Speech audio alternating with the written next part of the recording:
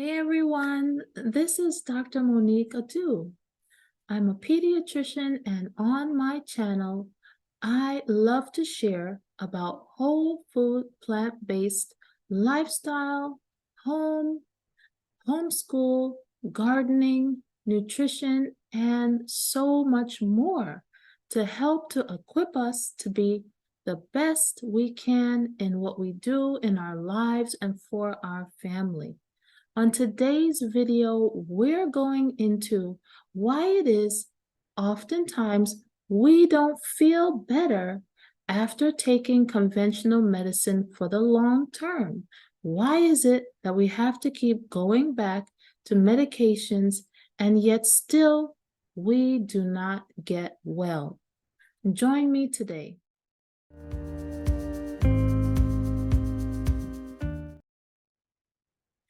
So many of us have been to a doctor, whether it be for an ailment that has just come up or for something that has been chronically bothering us, whether it be a headache, pain in the body, inflammation not going away, a concerning condition, concerns that have come up lately, multiple problems, brain fog, just not feeling well.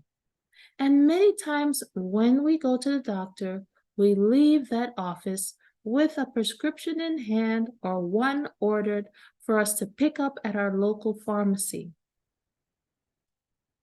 But the question that we're answering today is, why is it that oftentimes when we do go ahead and pick up that medication to get those conventional treatments, why is it that we still oftentimes do not feel better after the long term, and we're often being given more and more medications to treat these symptoms that we're having? Let's go into the two types of main doctors that we would see when we go to the doctor's office. Let me share my screen.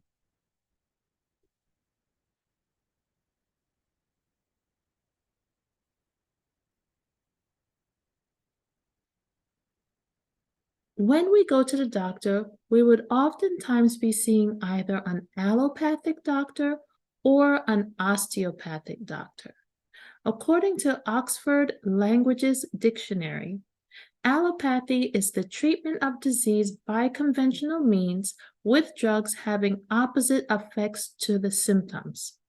For example, if we have inflammation in the body, we would oftentimes be given an anti-inflammatory. Anti meaning opposite or against whatever it is that follows. So we would be taking a medication that is supposed to technically rid us of the inflammation in our system. If we were to have nausea, we may oftentimes be given an anti-nausea medication to rid ourselves of that nauseous, queasy feeling. But are we looking into the cause of the illness, or are we just treating the symptoms? Have we solved the root problem with the conventional allopathic line of reasoning and treatment? Let's keep that in mind. Osteopathy is a branch of medical practice that emphasizes the treatment of medical disorders through the manipulation and massage of the bones, joints, and muscles. This is the doctor of medicine that you would see with the distinction as the DO. Allopathic doctors would have the distinction of MD. I would also like to add to the osteopathic definition that there is a thinking of trying to restore functioning to the whole body, figuring out how things are interrelated instead of singling out the symptoms, but really now looking into how all the parts relate to one another. As an osteopathic physician myself, We have been trained how we can use the mode of manual hands-on treatment for diagnosis and management of illnesses that help to restore the body as a whole. This is the main distinction between the MD and the DO. The DO is looking into how the body interrelates as a whole to restore function and balance. Now, with these definitions in mind, some of us may have seen an MD, a DO, or both. But why is it that still, whether you're in the first line of education or the second line of education as an MD or a DO, why is it that still most patients receive medications to treat symptoms and we are really not focusing on what the core cause of illness is? This is what we need to do. Why is it that so many people in the United States and even abroad have increasing declines in function, quality of life, and increasing diseases and illnesses despite all this medication being given? We have to ask ourselves. One of the main reasons is because the medications do not treat the core or root problem. It's only singling out the ailment, but singling out the ailment does not get rid of it. And giving medications that counteract by giving oppositional action does not solve the problem. We really need to make a change in the way we are thinking and the way we approach medicine. Healing comes from within, from a restoration and balance of the body's symptoms. By feeding the body with proper nutrients, this is how we restore function and prevent illnesses.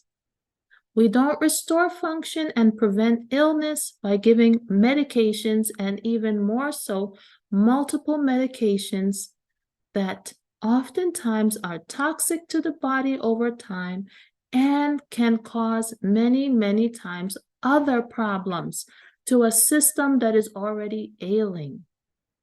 We need to look into nutrition as doctors and as patients that need to be well informed and take some input into our medical care and our health. Food is what we have been given to help to restore balance to our body.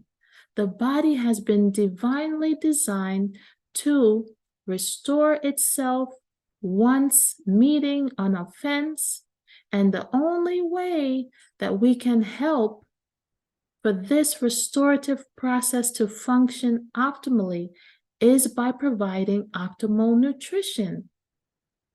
Many of us crave certain foods, certain things, and that is because we are nutritionally deprived.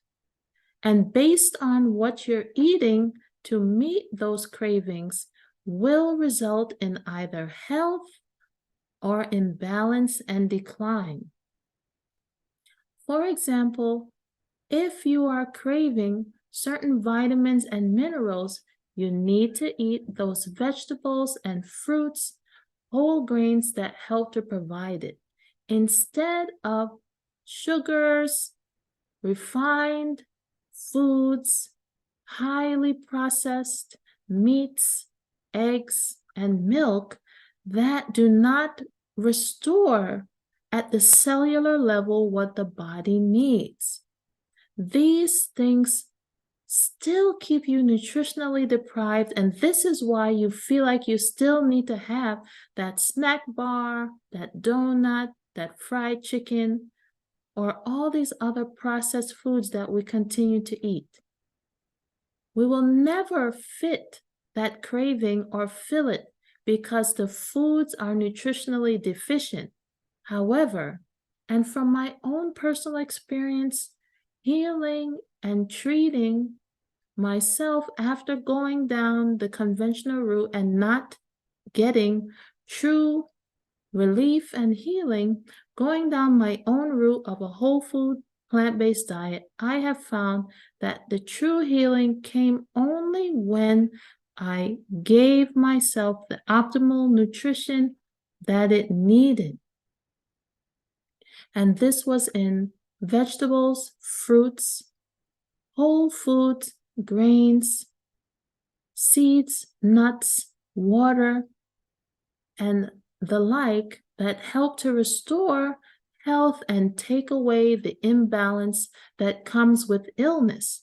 Illness, as some people may think, as we are taught, they feel illness comes from germs, bacteria, viruses, and funguses predominantly. But it doesn't. It comes from an imbalance in nutrition and a weakened body system from offenses and insults that come from what we're taking in or what we're exposed to. Sure, there are illnesses that come from germs, infections, and so forth, but why are we susceptible to these things? It's because our body is not in its optimal nutrition-filled state, and because of that, we have weakened immune systems that are then susceptible to those bugs, viruses, and germs that we often hear about. So we need not to be so concerned about these microscopic elements, but more concerned on what we can do to fuel and feed our body so that it's working in optimal function. It's important to get this optimal functioning from the foods we eat, our lifestyle behaviors, how much exercise we're getting, and how much sleep. In terms of exercise, you don't need to overdo it. Studies have actually shown that this excessive overdoing and harsh exercise routine that sometimes we often see, like this boot camp type of exercise, is really not helpful and can be damaging.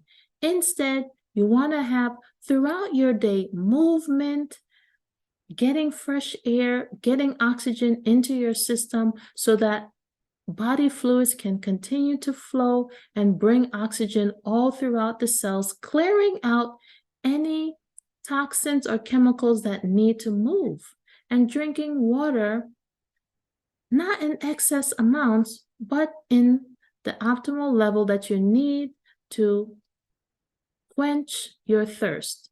It's also important to note that when you're eating lots of fruits and vegetables, you're getting a lot of water just from that intake on its own. So you don't have to go overboard with the water intake. These are some of the things that we need to consider instead of these medications that do not cure, but only coat or put a Band-Aid on a problem. It's also important to get ideal amounts of sleep.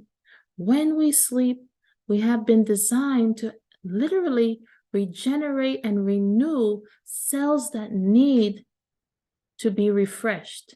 This is also the time that melatonin helps, this important hormone in our body that helps us to live well and healthier lives.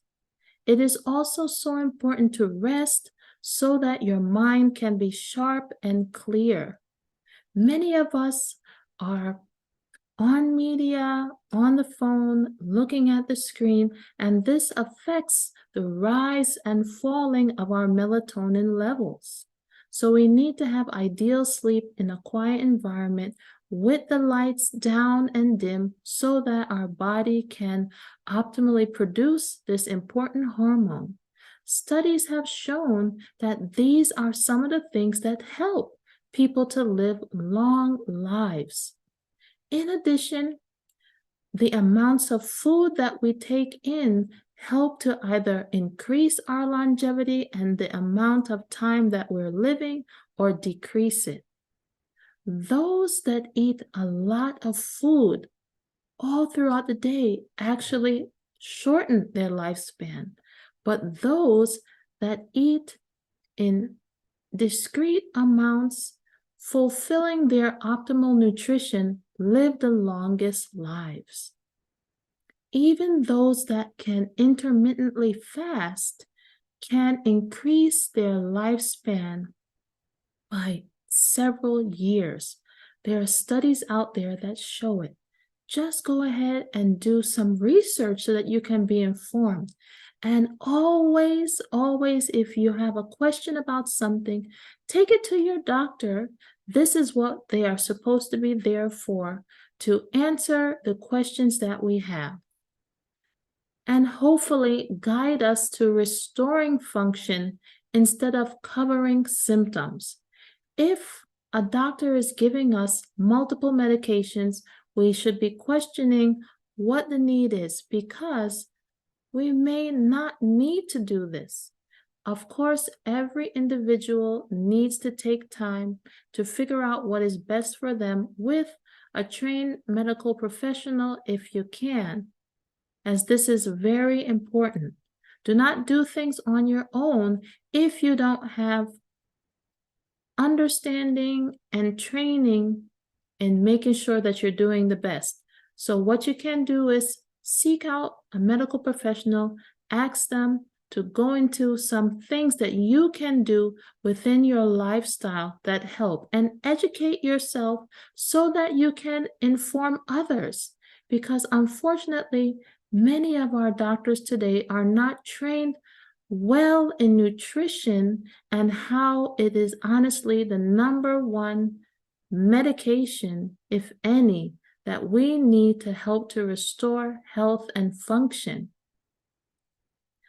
I hope that this has been helpful for you today, answering the question why it is that when we take conventional medications, we really don't get that cure for the long term.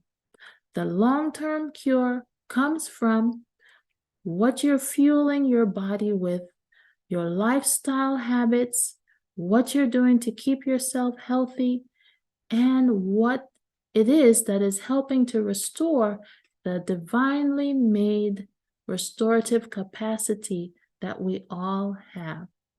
If you have any questions, please feel free to leave them below. And as always, stay well and be blessed until next time.